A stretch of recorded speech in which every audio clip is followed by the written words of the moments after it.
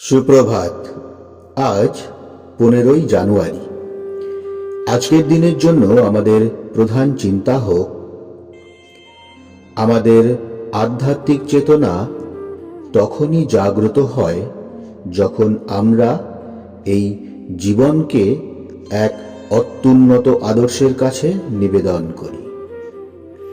আজকের দিনের জন্য আমাদের উপদেশ, শ্রী ভগবানের সঙ্গে যুক্ত হইয়া যখন আমরা জানিতে পাই আমাদের অন্তঃপ্রকৃতি কেমন, তখনই আমাদের পুনর্জীবন আরম্ভ হয়।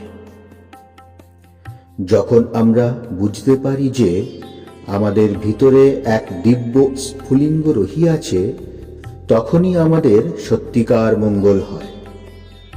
সেই অগ্নিকণাকে যদি জ্বালাইতে চাই, তবে ইহার পথে যাহা কিছু বাধা আছে সে সকলকে সরাইতে হইবে।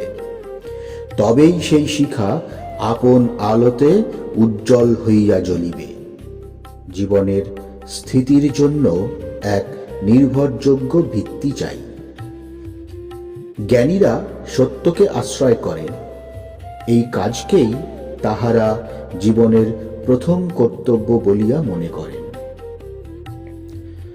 আজকের দিনে আমরা প্রার্থনা করতে পারি, তুমি দিব্য সারবস্তু, তুমি অসীম পুরুষ, এক এবং অদ্বিতীয়।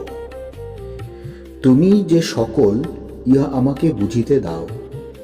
আমার হৃদয়কে প্রজ্বলিত করো, যেন আমি সর্বদা তোমার পূর্ণ আবির্ভাব অনুভব করিতে পারি।